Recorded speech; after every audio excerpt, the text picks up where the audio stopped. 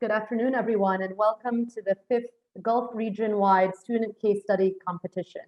This is today's virtual award ceremony, and it is really, truly my honor and pleasure to welcome all the students and professors here today, as well as Pearl Initiative's corporate partners.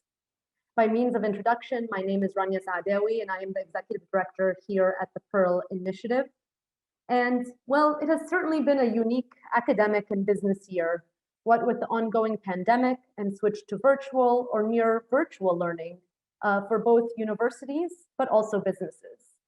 From business leaders to employees, to university professors, to administrators and students themselves, we are really thankful to gather together today to recognize the efforts of the universities in our business community and your support, the professors and students, in helping us businesses be able to be better in terms of corporate governance, accountability, and transparency. Many of you know, but just in case, the Pearl Initiative is the Gulf region's leading independent nonprofit organization set up by regional business leaders for businesses. And the goal is really to improve corporate accountability and transparency across the private sector, family firms, small businesses, and nonprofit organizations in the Gulf region. We were established 10 years ago with the support of regional business leaders in the Gulf and the United Nations Office for Partnerships. The Pearl Initiative runs programs focusing on governance-related matters, conducting regionally based research, and convening business leaders, government, civil society leaders, and future business leaders, our students, to discuss challenges and opportunities in implementing best practices in the workforce. We also run workshops and trainings to support business professionals as they take the lead in implementing corporate governance, accountability, and transparency practices in their organizations. Since 2010, the Pearl Initiative has engaged with a wider business ecosystem in the Gulf region, collaborating with over 30 regional universities and partnering with nearly 50 companies in the region to collectively drive our mission forward. We work also partially as a think tank and build data by publishing cutting-edge research reports, case studies run by future business leaders to inspire business change. These case study competitions have been a key component of the Pearl Initiative's anti-corruption best practices program, with the goal of providing real-world application of the key principles of corporate governance that students learn through the university curriculum. While we are announcing winners today for our competition, I really want to say congratulations to everyone involved, to all universities, students, professors, and the corporate partners who participated in this competition. We consider you all winners, and we hope you come out of this unique case study competition having applied some of your theoretical learnings in real-life case scenarios for companies in the region. And with that, I would like to introduce Abdullah Suela, who is the chairman of Pearl Initiative's Student Advisory Board and will be our today's MC for the award ceremony. With that, over to you, Abdullah. Thank you, Rania. By means of a quick introduction to myself, my name is Abdullah Suela, the chairman of the Student Advisory Board. I'm currently a Master's of Science in Accounting student at AUS, and I'm interning in Amazon as a program manager. Enough about me, let's talk about the Student Advisory Board. The Student Advisory Board is a group of young, talented, and intelligent individuals that bring together a diverse set of skills from different backgrounds and experiences from the students all over the GCC, giving the Pearl Initiative a different perspective in achieving goals, strategic processes, and decision-making. The Student Advisory Board holds the values of diversity, equity, inclusion, and they act as a conduit between Pearl Initiative and the students by providing feedback from students on key issues and questions and relaying to Pearl Initiative's Board of Governance and giving Pearl Initiative a different perspective on how certain issues is to be addressed. About the competition, the Pearl Initiative case study competition kicked off in the year 2013, when the competition was only held in Saudi Arabia. The competition then expanded across to cover the UAE and Bahrain in the year 2014 and 2015. In 2016, the case study competition went on to cover the entirety of the Gulf region. This year's competition had over 90 case studies from over 270 students across 13 universities. To date, across 5 Gulf region-wide case study competitions, we have received a staggering total of 466 case studies from over 1,300 students from 35 different universities. In line with the Pearls Initiative's mission and vision, our case study competition aims to continuously expand the knowledge base of regional responsible business practices and to enhance the capabilities of future business leaders. The competition also aims to inspire students in the understanding of real-world applications of integrity, ethics, governance, transparency, and accountability. The competition enlightens graduating students entering the private sector to start their careers by highlighting key issues in risk management, governance, and compliance. We would like to thank all the participants of the competition present here, as their submissions have been extremely valuable for documenting and increasing awareness of corporate accountability and transparency. We would also like to take this opportunity to also extend our thanks to the champions and professors who guided their students through writing and understanding the importance of these case studies. Lastly, I would like to express my gratitude to this year's judging panel, Zakir Bindi, Senior Manager, Compliance Programs, MEA from SABIC, and Dr. Samit Thabit, Head of Sustainability Department in Consolidated Contractors Company. Without further ado, may I please ask our keynote speaker from Siemens, Mr. Naveed Ansari, to take over and provide our future leaders with his insights and perspective on the topic of integrity in business. Mr. Naveed, the mic is yours. Yeah, thank you, Abdullah. And it's been a pleasure, delight to be part of this event. I happened to be there when you had this competition started, and it was Prince Sultan University in Riyadh.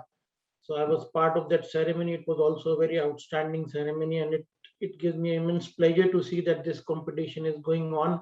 And it's really a very happy feeling to see that 13 universities and so many people, students have participated in this event. It's a very outstanding thing because I'll share today my experience on these topics, and I'll let you know that what I've seen in that sense of the topic of compliance, the understanding of topic of compliance. Just brief background of myself. I come from Pakistan. I've been with Siemens almost like 19 years, out of that 15 with compliance. So it's been a while that I've seen things here.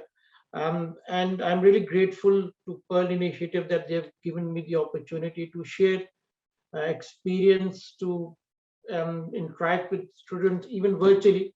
But it's a good feeling to share some things. And by no means I'm an expert of the topic. No, I'm not an expert, especially in contrast to the learned faculty sitting here of the prestigious universities.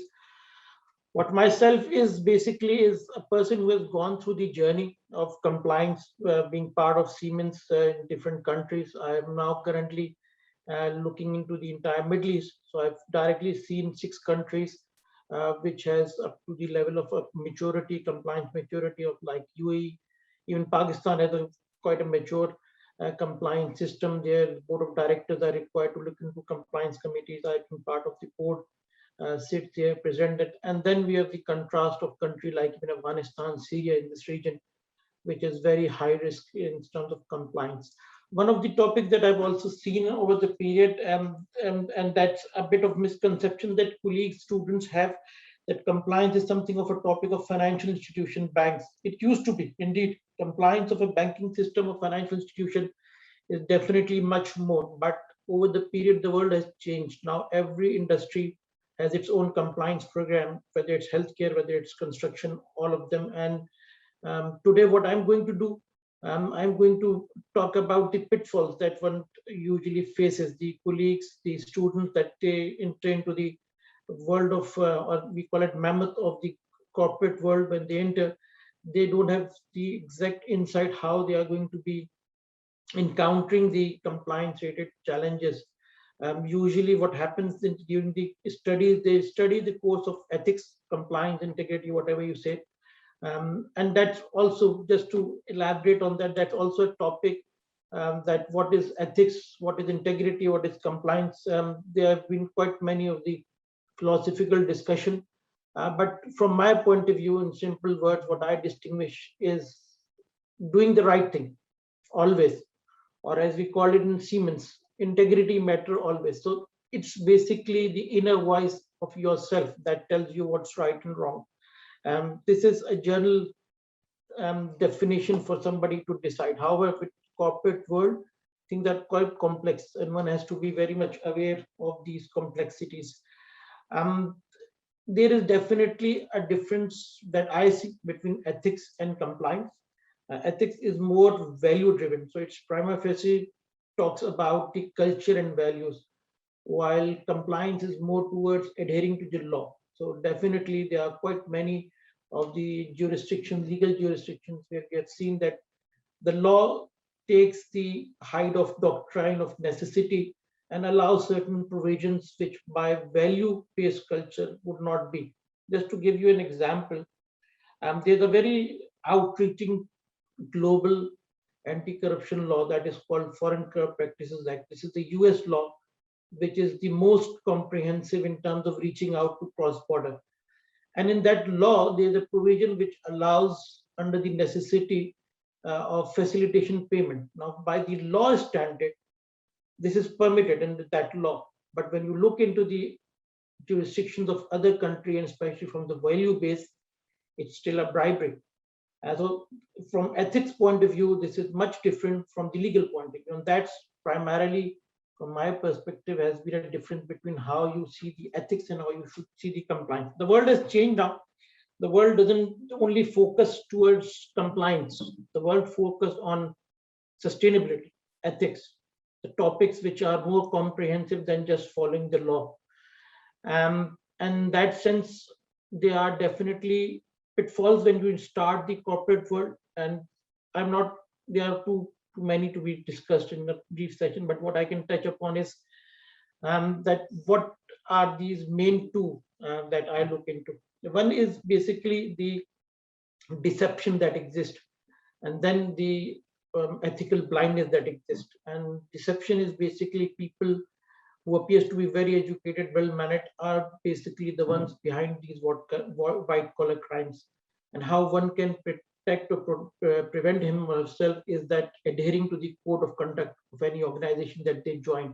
In today's world, every company, whether family-owned, whether public utility, they all have a code of conduct. So whenever a person joins an organization, she should look into the code of conduct and then follow it in letter and spirit. And if the person observes that the organization is not practicing what it's preaching, then it is a recipe for disaster. That organization is going to end up, and one should always be mindful of such organization, because it's going to end up doing non-compliant or unethical thing if it's not practicing what it's preaching. So in that sense, code of conduct is very paramount whenever somebody joins an organization. Deception of individuals, always judge your decision-making processes under the criteria of, is it legal? Is it something that I'm going to stand for? Is it something which is going to not be criticized? It is going to affect the brand. These are questions that one should ask whenever he or she is taking decisions, especially when you start with, you don't realize these kind of pitfalls. And then there's one thing which is called ethical blindness. A lot of thing has been written on this. It's not a business specific course. It's not something which it has been there as a part of the society having it. But ethical blindness is simply explained that when good, honest, kind-hearted people prefer to speak and not to speak, to keep silence. When they see things happening around them, not compliant, not right, not in accordance with the regulations, policy, and they choose to be silent. This is one of the big things, and that's why any compliance program of any entity paramountly have a whistleblowing mechanism, because the people should get the opportunity to speak up. And that's where we should all encourage our young colleagues, young professionals to be able to identify and then use this facility when you see something which is not compliant. A lot of organizations have destroyed themselves, whether it's Volkswagen, Enron, Wirecard, Boeing Aerospace, even other organizations who have not been able to timely address these kind of situations. There are a lot of things today's world has derived in compliance. Corruption is very much obvious. It has various shapes and forms. It's not just the hardcore bribery done through intermediary. There are procurement frauds in it. Then corruption as a face of influencing through gratifications, and it's not just gratification of gifts, it has hospitality, different kind of favors given. Then the world has looked into moving from the situation of the industrial revolution to the situation where employer has to care about its employees, its workers. Under the UN Global Compact, people have to comply with the human rights, and this all is now part of the compliance program. It's not just the organization that you need to worry about. It's up to definitely the organization to care about the suppliers and sub-suppliers, because that costs the brands. So human rights, years back when the capitalistic economy was just for the profit making, is no longer there. Now every organization has to be very mindful of the society in which they are working, and they have to be very diligent in discharging the responsibility towards the society, the environment, culture they are operating with. The other phase of corruption is usually money laundering, and it's, as it's said, general perception is that it's banking institution. It's no longer there. There are laws which require money laundering to be complied by the corporate entities, conglomerates also. And it's a very complex situation. It's not the time to go into detail, but the simple thing is, while in any organization, you should be aware of your counterparts, your customers, have a due diligence done, monitor it carefully. Payments, receipt is one of the big issues in money laundering for corporate entities. There are different schemes that take care of it. So in general, there are a lot of things that happens around us. The simple thing, as I would conclude on it, is that you should be cognizant of the code of conduct of the organization that you are joining. Be very careful, be very attentive to that. And then the biggest thing, that is your own values. Your own values should always be paramount to decide on these things. The compliance world is much bigger than what we see. It includes quite many topics, but the simple thing is doing the right thing always. That's what is there to be complied with. I wish I could have got more time to explain on the practical cases, but I've seen quite many which would be quite lengthy to explain, but definitely people end up doing things which they should not. And it doesn't start from the biggest scheme. It starts from small steps, small negligences, small oversights, which led to these kind of big white collar crimes that happens. With that, I would be concluding. I'm really grateful for your patience to hear it. It was a pleasure to be here. I would really be looking forward to see the winners of the contest, and in advance, I congratulate them for the remarkable case studies they have submitted. So thank you. Thank for your patience, and back to you, Abdullah. Thank you, Naveed, for sharing your kind words and wisdom. And I would like to take this moment to remind myself and young leaders to go through the code of conduct on your first day, and to remember not to be ethically blind. And most importantly, trust your inner voice. And whenever in doubt, always reach out for help. Like there is no situation that is not worth asking for help, because like your inner voice is usually right. Thank you, Naveed, again. And now for the moment that we all have been waiting for, let us proceed with the winners of this year's Gulf region-wide student case study competition. The case studies were rigorously scored and ranked through several rounds of reviewing and internal scoring, and then sent out to our judging panel, who represented consolidated contractor companies and SABIC for their final review. Our third place podium position goes to Divyansh Sharma, Ramona Menses, and Yvette Yashpanta from Middlesex University, Dubai, on their case study on anti-money laundering practices at Commercial Bank of Dubai, with support of their faculty champion, Ms. Maryam Aslam. Let us hear from Ms. Maryam and then from Divyansh. Congratulations. Thank you very much, everyone. Good afternoon. For those who don't know me, my name is Maryam Aslam, and I'm a lecturer in accounting and finance at Middlesex University, Dubai. First of all, thank you to Mr. Naveed Ansari for an inspiring talk and for sharing his valuable insights on integrity and compliance practices and challenges. I would like to give my gratitude to the Pearl Initiative for giving this wonderful opportunity to our students. Our aim at Middlesex University, Dubai, is to transform potential into success. And as such, we strongly believe in the notion of extending learning beyond classroom. This is our third time participating in the case study competition. I think this competition has enabled our students to connect with people from corporate world. And I think this is the best way to reinforce the learning that takes place in class. Students have learned how to network with people from the industry. This competition has been a great learning experience for our students. And I'm sure Divyansh is going to talk about that, about the experience, about the challenges that, I mean, nothing is without challenges. And I think challenges only make you stronger.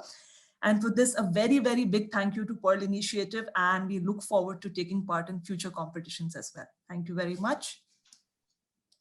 Good afternoon to all the esteemed members of the panel. I'm Divyansh Sharma, speaking on behalf of my teammates, Yvette, Yashwanta, and Ramona. As undergraduates in the accounting and finance, the importance of ethical conduct is constantly emphasized.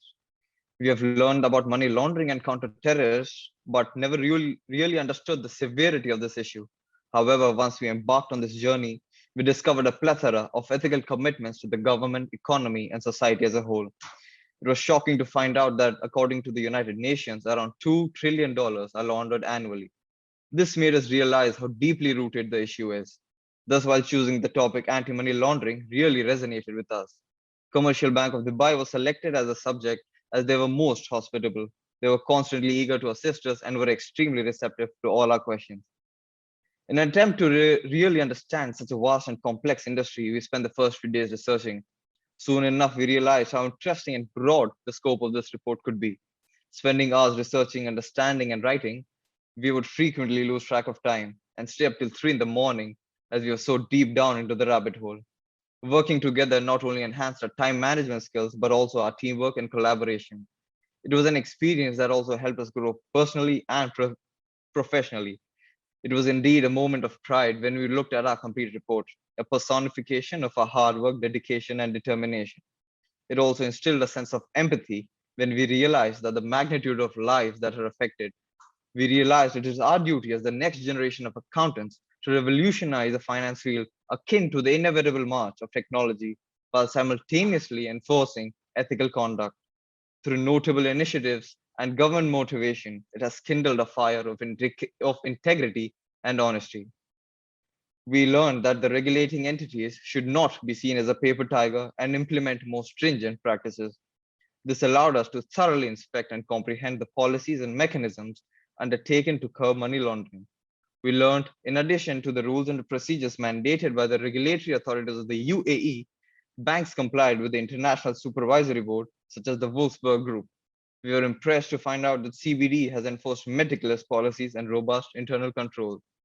Not all heroes wear capes, so we would like to thank our representative from CBD, who really helped us understand the process and steps that CBD has executed. Through their guidance, we really understood the banking sector and the policies that CBD implemented. In addition, we would like to appreciate the efforts undertaken by the Pearl Initiative to raise awareness on the pressing matter. We would also like to thank a professor and mentor, Ms. Mariam Aslam, for her valuable insight and guidance. Lastly, we would like to express our gratitude to Middlesex University, Dubai, for giving us the exposure and the opportunity to participate in this esteemed competition. Thank you. Thank you, Ms. Miriam and Divyansh, and congratulations again. Now, the second place podium position for this year's competition goes to Alia Tariq Al-Fili and Sarah Maher from the Higher Colleges of Technology for their case studies on whistleblowing practices at Baskin-Robbins, with the support of their faculty, Dr. Pestra Pokarava. Let us hear from Dr. Pestra and then from Alia. Well, congratulations, first of all. Well done, ladies. Well done for all students who participated in this competition, because I'm sure all of them, they learned something new, something valuable. I've been working with the Pearl Initiative for the last 3-4 years already, And we found common grounds together with our efforts to offer the students applied learning opportunities. And I think it is very important for them. They go out of the course content, they expand their knowledge about the real business practices. And I find that for the business students, for the HR students, extremely important, because this is the best way to learn the practical skills that the HR professionals will know and that will be required to have by the contemporary economists nowadays. And integrity is a big part of that. Thank you, Mr. Naveed Ansari, for your insights and sharing your thoughts on that and your experience as well, because integrity is what differentiates really the visionary leaders nowadays. So again, congratulations to everyone. Congratulations to the winners and to Dubai Women's College students, you rock ladies, and keep doing the good work in the future.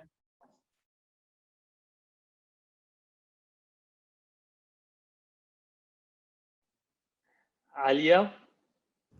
Okay, so first of all, I would like to thank you all for giving us this opportunity. And we really enjoyed researching about the importance of integrity policies at the workplace. So during our experience working on the research, I found out that integrity is a trait that can be taught. And the key learnings from this case study is that whistleblowing policy is important for promoting a positive work climate, and it enhances employee satisfaction. We learned also new skills such as critical thinking and analysis of information, as well as mastering the academic writing. As future HR professionals, the work on this article enabled us to develop in-depth understanding of the company's integrity policy and procedures, and the role of HR people have in developing these policies. So Baskin-Robbins whistleblowing policy targets reducing organizational waste and mismanagement. They also have workshops that educate employees on what is whistleblowing, what activities needs to be disclosed, how to make the disclosure, protections for whistleblowers, and creating a whistleblowing culture. And their policy ensures employees are not discriminated against their lawful employment as a result of whistleblowing on non-observance of regulations. Also, HR department ensures that the whistleblowing policy and reporting processes are easily accessible to the employees. Finally, I would like to thank Dr. Vistra for supporting and guiding us throughout the whole research process. And I would like to thank you guys again for choosing our case study.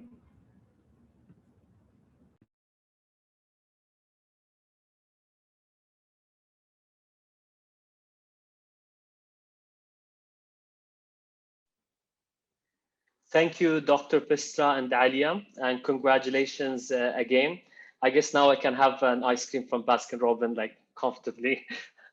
Finally, the winner of the Gulf region-wide student case study competition of the year 2020-2021 goes to Reem Al-Hamdan, Juhaina Shibani, and Isra Muhammad from Muscat College on their ethical labor practice case studies at Oman Refreshment Company, with the support of their faculty champion, Dr. Stephen Arrow-Gordon. Congratulations, team. Let us hear from Dr. Stephen and then from Isra Abdel Khaliq. Wow. All right. Thank you so much, Mr. Abdullah. What to say? I mean, this is just an exciting moment for us in Muscat College. First of all, if it's necessary at all, my name is Dr. Stephen Arrow-Gordon, and I'm an assistant professor in finance and strategic management at Muscat College, Department of Business and Accounting. We are so excited to be part of Pearl Initiative. As a matter of fact, this is our second attempt. We were there in 2019 with a group of 3 boys. And then we were, I think, maybe in the top 10. And it's so interesting that in our second attempt, we had 3 girls, and they have now become the first in the Gulf region. So I'm excited once again, and say a big kudos to the girls Let me most sincerely appreciate Peer Initiative Organization. I think you guys, you have your hands on very, very important core area of business, which is responsible business. And it's also an area that is very dear to me as a researcher. And the first time we got to know about this in Muscat College, I jumped into it and to encourage my students to gain that experience. So I'm very happy with the performance of these girls. First of all, also, I'd like to thank the company. Oman Revco is our partner business organization. We have MOU with some business organizations. They have been very supportive of our students. It's all about making sure that there is this nexus between the academia and the business. I mean, I've had from my colleagues here how that is very important. So it's a win-win situation. I mean, they need our students because we are producing the human capital, the future business leaders. And we also need them to give opportunities to our students to gain that kind of insight, which our students here were able to obtain. One interesting thing is that immediately after the student finished their report, they wrote to me and expressed how delighted they were with this experience. I mean, they told me that in their mail, they told me that this is the first time they were, out there in the field, gathering information about a company and actually developing research and report writing skills. That gladdened my heart a lot. Because this experience will also help them in their dissertation in the final year. These are 300 level students, and they're moving to the final year. So the experience of the case study is of so much immense benefit to these students. So I'd like to underscore that. Of course, it's not easy, Mr. Abdullah. For the students during the COVID environment. It was very, very challenging. But one thing I noticed with them, because I've taught them now 2 modules, and I found them to be these 3 students happen to be top performance in their respective modules with me. And I found that same quality reflected whenever they faced the challenge. They displayed the qualities of perseverance, diligence, because don't forget that during that autumn semester, they also have their academic work. So it was very challenging combining an external research with their, their assignments and this and that in their modules. So combining all this together has given me some kind of joy that they now have internalized what they are likely to face out there. There's what we call work pressure. So they have gained some insight in their ability to master this. So I'd like to say on behalf of Muscat College, we're very excited with this news. And on behalf of my head of department, Dr. Arabi Madboli, I'd like to say a big thanks to Peer Initiative for this recognition and award. Assalamu alaikum. Thank you so much.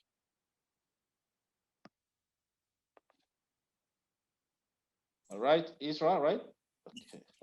Yes, Assalamu alaikum everyone. I'm Isra Abdel Khaliq and I'm a student in Accountancy and Business Studies of the University of Stirling UK program at Muscat College in Sultanate of Oman.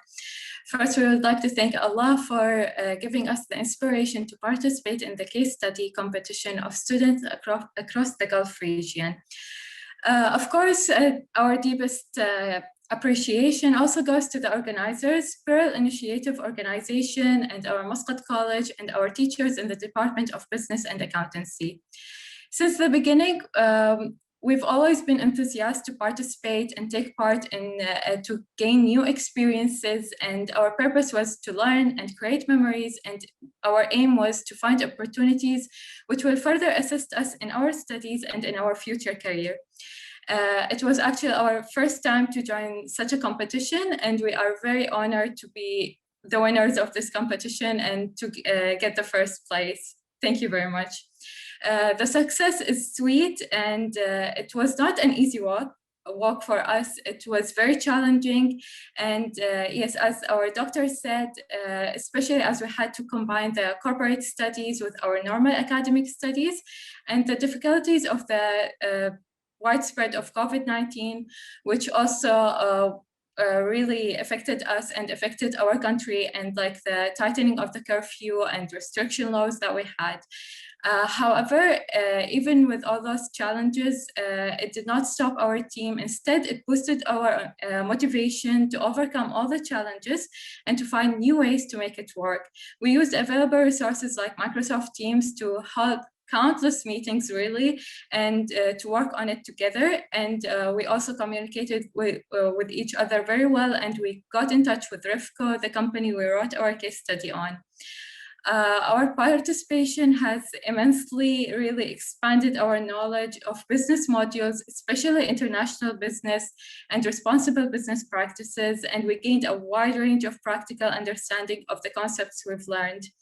It has also sharpened our research and report writing skills and how to make it more professional, which will help us a great deal in the future and even in our final year dissertation. It was our first time also to get in touch with the company directly and to interview them, and that was really an amazing experience.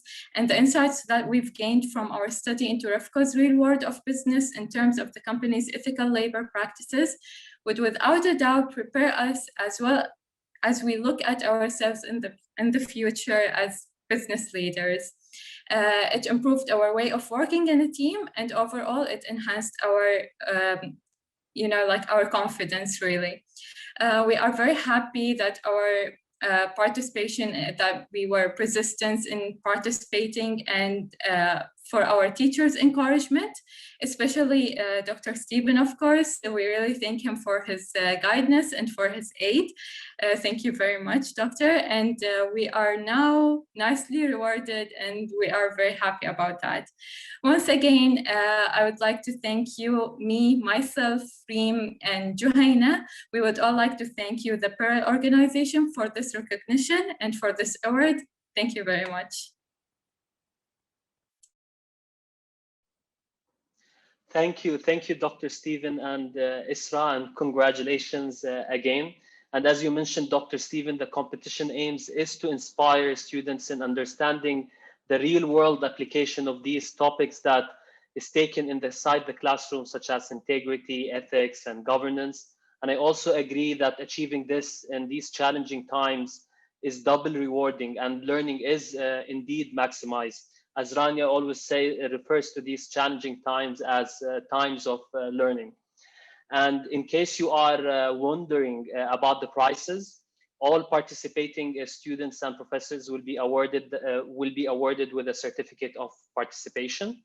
The top 5 case studies will be published along with the names of the students, professors, and universities. And finally, the students and professors of the top 3 case studies will be awarded trophies and certificate. As we come to the end of our session today, please remember to check out Pearl's Initiative's upcoming event.